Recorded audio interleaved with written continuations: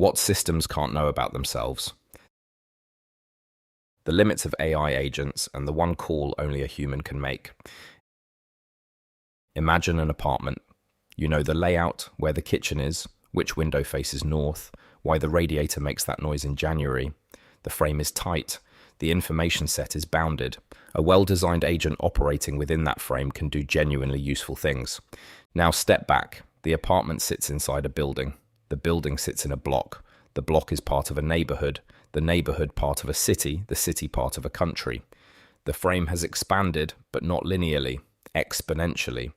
Each zoom level introduces not just more data, but different categories of data, different rules, different relevant history, and some of those rules contradict the ones that applied at the level below. The agent that managed your apartment perfectly now has no idea what to do. This is a structural property of frames. The frame is not just a technical limit. The reason I choose this metaphor is that it describes something more fundamental than context window length. Yes, token limits are real. Yes, an agent's working memory has a ceiling. But even if those technical constraints disappeared overnight, the frame problem would remain. Because the frame problem is not about information volume, it is about the impossibility of evaluating a frame from inside it. This is the same argument Gödel made about formal systems, which I presented in a recent essay on the limits of knowledge. A system cannot prove its own completeness using its own axioms. To evaluate whether a frame is the right frame, you have to step outside it. Agents cannot do that. They can accumulate knowledge and apply judgment within a predefined frame. But true judgment, the kind that decides which frame to use, when to abandon it, and whether the metric you are optimizing for is even the right metric, requires a vantage point that is not inside the system being evaluated. That capacity is not algorithmic. So when people suggest that AI will eventually handle every decision, every context, every strategic move, they are proposing that the Gödel problem will be solved. I find that doubtful, not as a pessimist, but as someone who takes the argument seriously. Why zooming out breaks things? The conventional assumption is that more context is better. Feed the agent more background, more history, more nuance, and it performs better. There is a version of this that holds within a frame, but it reverses the moment you cross a frame boundary. When you zoom from apartment to building, you do not add one layer of context. You introduce a new class of constraints and a new set of actors whose priorities sometimes contradict the apartment level rules. The agent has no mechanism for arbitrating between conflicting frame level inputs. It tries to resolve the conflict using the rules it has. Those rules were written for a different scale. The practical consequence, the more a fully automated system scales up in scope, the more it becomes an echo chamber of its own initial assumptions. It engages with what it was trained to expect. Inputs that fit the mold get processed. Inputs that don't fit the mold get either forced into the nearest available category or excluded entirely. This is the hidden cost of full automation. An agent operating in a narrow frame fails visibly, and you can correct it. An agent operating in a wide frame fails silently by quietly excluding everything its frame cannot accommodate. The output looks coherent. The gaps are not gaps. They are absences. You would not know to look for them. The echo chamber is not a bug. The instinct is to treat this as something that better training will fix. I am not sure it will. An agent can only engage with what is inside its wheelhouse. That wheelhouse was defined by whoever built the system and by whatever data shaped it.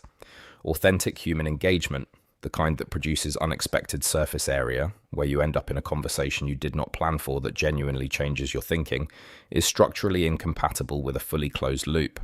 The randomness of genuine human impulse is not noise. It is the mechanism by which the frame gets updated. The experience of waking up and finding yourself unexpectedly in an argument with people you have never met about the philosophy of mathematics is not inefficiency. This happened to me yesterday.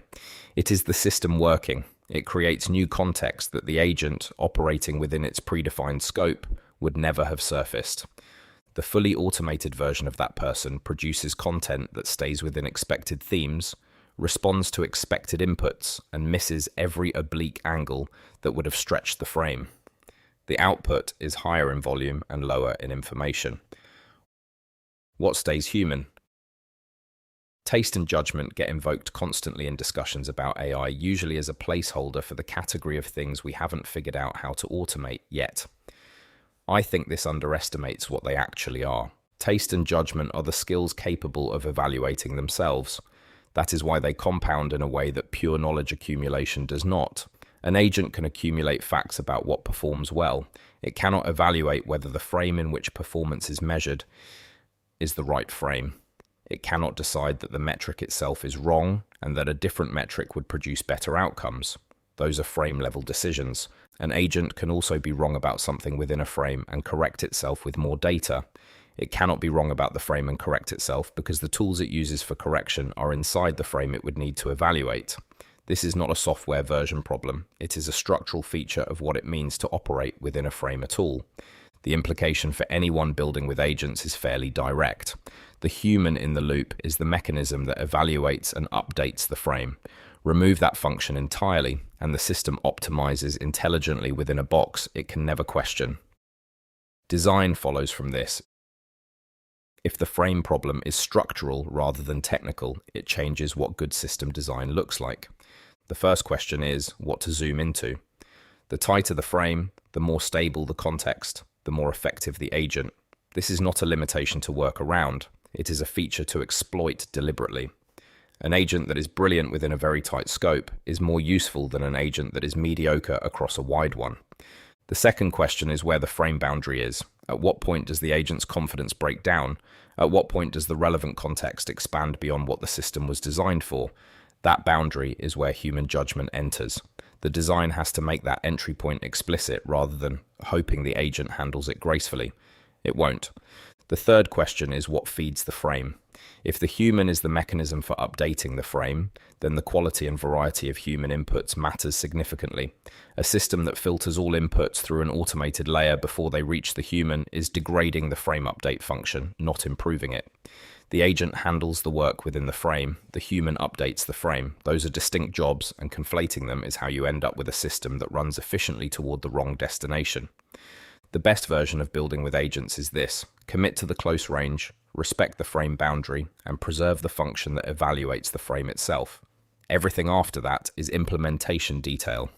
If this piece added something to your week, please consider subscribing.